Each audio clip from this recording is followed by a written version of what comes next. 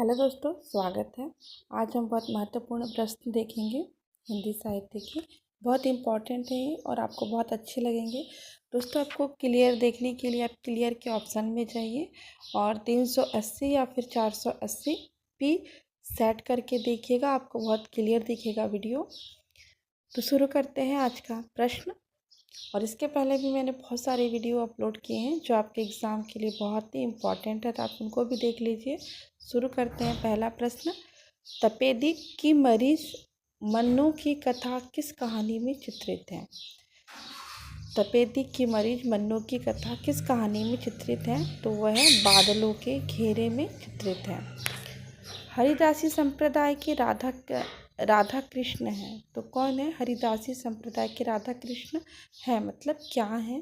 तो वो क्या है? लोक निरपेक्ष हैं। क्या है? लोक निरपेक्ष हैं। निम्नलिखित में से कौन सी रचना गया प्रसाद शुक्ल स्नेह की नहीं है? तो कौन सी नहीं है? स्वप्न नहीं है, प्रेम पच्चीसी, कृषक क्रंदन, कुसुमांजलि, ये तीनों हैं। मुरारी और नरगिस के प्रेम पर आधारित उपन्यास है, तो इन पर आधारित उपन्यास कौन सा है? तो इसका चौथा ऑप्शन सही होगा, चंद हसीनों की खतूत, ये है। और इसके पात्र हैं नरगिस, मुरारी कृष्ण, असगरी और गोविंद, ये इसके पात्र हैं। कि आरे यवन अभिरामा, जत देखल तत कहे पारी छओ अनुपम एक ठामा। उक्त काव्य पंक्तियों में कवि क्या कहना चाहता है? मतलब कहना चाहता है कि, तो इसमें से कौन सा ऑप्शन सही हो जाएगा? चौथा, आंशिक रूप से रूप वर्णन करने में समर्थ है। आंशिक रूप से रूप वर्णन करने में समर्थ है। नारी आकर्षण पुरुष को पुरुष बनाता है तो उसका अपकर्षण उसे गौतम बुद्ध बना देता है। यह संवाद किस नाटक का है? तो यह संवाद है लहरों के राजहंस का है। लहरों के राजहंस का संवाद है ये। संस्कृत का कोई भी शब्द मनचाहे ढंग से तोड़ मरोड़ कर तद्भव नहीं बनाया जा सकता। उपयुक्त विचार किस विद्वान का है? तो यह रामविलास शर्मा जी का है। राही मासूम रजा के द्वारा रचित उपन्यास नहीं है, तो समर शेष नहीं है राही मासूम रजा। इनके भी बहुत पूछे जाते हैं एग्ज़ाम में, तो आप कालक्रमानुसार देख लीजिएगा, क्योंकि मैंने जो रचनाएं हैं कालक्रमानुसार रचनाएं उपन्यास के सब अलग से अपलोड किए हुए हैं, तो आप वहां जाके देख सकते हैं। तो समर शेष नहीं है इनका, तीसरा ऑप्शन होगा। भारत में अंग्रेजों के बढ़ते प्रभाव के प्रति ध्यान आकर्षित करते हुए पद्माकर ने किस राजा के दरबार में कविता पढ़ा था? तो किस राजा के दरबार में कविता पढ़ा था उन्होंने?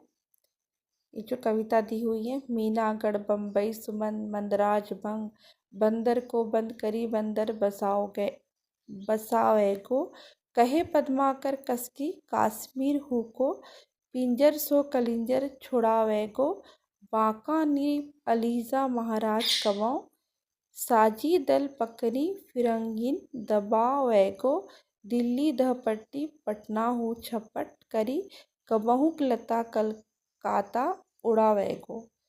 तो ये भारत अंग्रेजों के बढ़ते प्रभाव को ध्यान आकर्षित करते हुए पद्माकर ने किस राजा के दरबार में कविता पढ़ा था? तो इसका हो जाएगा तीसरा ऑप्शन, दौलत राव सिंधिया। दौलत राव सिंधिया हो जाएगा। हरि अनंत हरि कथा अनंता, कह कही सुनहि बहुविधि सब संता। राम कथा के प्रसंग में तुलसीदास ने यह बात किससे कहलवाई है? तो इसका दूसरा ऑप्शन सही होगा, शिव जी से कहलवाई है। ये सारे क्वेश्चन सीबीएसई नेट में पूछे गए हैं। सीबीएसई नेट 2018 में पेपर हुआ था, उसमें ये क्वेश्चन सब पूछे गए हैं। प्रेम शतक के रचनाकार हैं, तो इसका तीसरा ऑप्शन सही होगा, वियोगी हरि। प्रेम शतक के रचनाकार कौन है? वियोगी हरि। भक्ति के आंदोलन की जो लहर दक्षिण से आई, उसी ने उत्तर भारत की परिस्थितियों के अनुरूप हिंदू मुसलमान दोनों के लिए एक सामान्य भक्ति मार्ग की भावना कुछ लोगों में जगाई। यह कथन किसका है? तो इसका हो जाएगा तीसरा, रामचंद्र शुक्ल जी का कथन है। और भक्ति काल है, इसको भी मैंने बहुत डिटेल में पढ़ा, इसको हम पढ़ चुके हैं डिटेल में मैंने। तो बहुत सारे पार्ट भी बने हैं इसके, पुराने भी हैं न्यू भी हैं, तो आप उसमें जाके देख सकते हैं। इसमें मैंने पूछे गए प्रश्न और जो और भी प्रश्न हैं तो सब उसमें मैंने अपलोड किया हुआ है, और रामचंद्र शुक्ल जी के कथन भी मैंने अपलोड किए हैं, तो आप देख सकते हैं। सिद्धांत और योगियों की रचना का जीवन की स्वाभाविक अनुभूति और दशा से कोई संबंध नहीं, विशुद्ध साहित्य के अंतर्गत नहीं आती। यह विचार किसका है? तो यह भी रामचंद्र शुक्ल जी का है। तो रामचंद्र शुक्ल जी के देख सकते हैं आप, मैंने आपको जैसे जब वीडियो अपलोड किए थे तभी आपको बता दिया था कि पूछे जाते हैं, 1 से 2 क्वेश्चन तो आते ही हैं। तो मैंने उसमें आपको पहले ही बताया, अगर 2 क्वेश्चन आ गए तो 4 नंबर के हो जाते हैं सीबीएसई नेट में। तो इसलिए मैंने उसके 3 किए, लेकिन आप लोग का अच्छा रिस्पांस नहीं मिला तो उसके आगे मैंने अपलोड नहीं किए हैं। पर जो मैंने 3 पार्ट अपलोड किए हैं तो आप उसको देख सकते हैं। हिंदी में ऋतुसंहार के रचयिता हैं। हिंदी में ऋतुसंहार के रचयिता कौन है? तो है श्रीधर पाठक। इनमें से कौन सी बोली बिहारी हिंदी वर्ग में नहीं आती? तो कौन सी नहीं आती है इसमें से? छत्तीसगढ़ी नहीं आती, मगही, भोजपुरी, मैथिली आती है। हिंदी भाषा और उसका विकास, इसके भी मैंने बहुत अच्छे से आप लोग को थ्योरी अपलोड की है, पूछे गए प्रश्न और जो वस्तुनिष्ठ प्रश्न है वो सब कुछ, तो आप देख सकते हैं। तो उसमें से आपका एक भी क्वेश्चन गलत नहीं होगा। और ये छत्तीसगढ़ी किस में आती है? पूर्वी हिंदी में आती है। वट वृक्ष की छाया में किस लेखक ने किसकी स्मृति को सुरक्षित रखने के लिए लिखी है? तो ये है अमृतलाल नागर। पहला ऑप्शन सही होगा। अनुभूति के द्वंद्व से ही प्राणी के जीवन का आरंभ होता है। उच्च प्राणी मनुष्य केवल एक जोड़ी अनुभूति लेकर इस संसार में आता है। उक्त पंक्तियाँ किस निबंध से उद्धृत हैं? तो यह है भाव या मनोविकार। पहला ऑप्शन होगा भाव या मनोविकार। निम्नलिखित में से कौन से पश्चिमी विचारक 20वीं सदी में मौजूद नहीं थे? तो है सैमुअल टेलर कॉलेरिज। रस गगन गुफा में अजर झरै, अजपा सुमिरन जाप करे। उक्त पंक्तियाँ में गगन गुफा का अभिप्राय क्या है? तो इसका पहला ऑप्शन होगा मूलाधार चक्र। निम्नलिखित में से किस कवि ने सतसई की रचना नहीं की? तो इसका चौथा ऑप्शन हो जाएगा चिंतामणि। राम सहाय, अमीरदास, मतीराम इन लोगों ने की है। हरिशंकर परसाई के निबंध संग्रह है, तो इसमें कोड दिए हुए हैं, तो इसके सहायता से हमको देखना है। तो पहले देख लेते हैं कौन सा। तो इसका निबंध संग्रह कौन कौन से हो जाएंगे इसके? आओ बैठ ले कुछ देर, ये नहीं है। सदाचार का ताबीज, तुलसीदास चंदन घी से, आवारा भीड़ के खतरे। तो दूसरा, तीसरा और चौथा सही हो जाएगा। निम्नलिखित में इसके किसका संबंध माखनलाल चतुर्वेदी से है? तो किसका संबंध है? तो इसका हो जाएगा पहला और चौथा, सिपाही और पुष्प की अभिलाषा। जैनेन्द्र की कहानियों के पात्र हैं, तो इसके पात्र कौन है?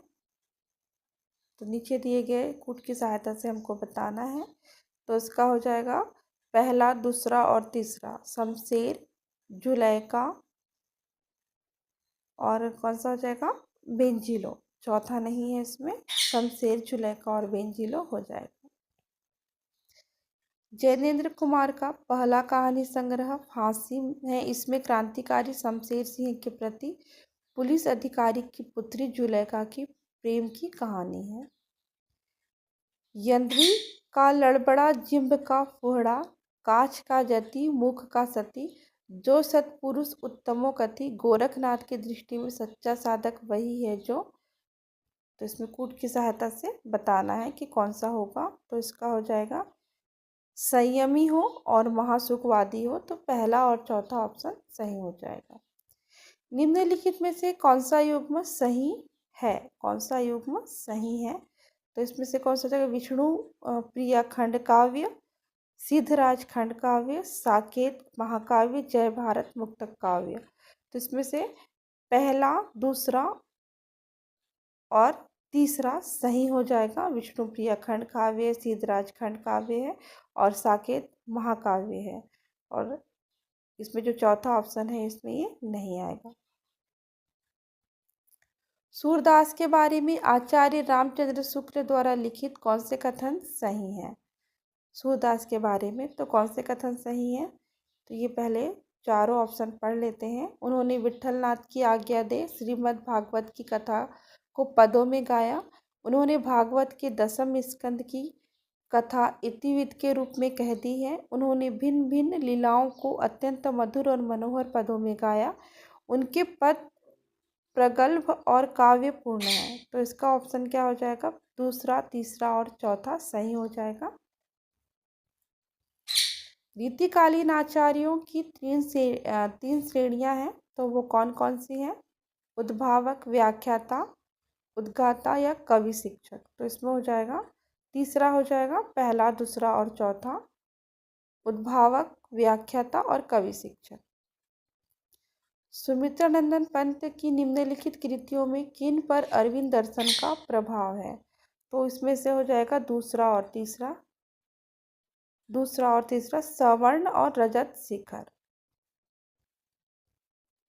निम्नलिखित में आत्मकथा में कौन कौन सी है? इसमें आत्मकथा तो हो जाएगा इसका पहला, तीसरा और चौथा तिरस्कृत, बसंत से पतझड़ तक, सहचर है समय।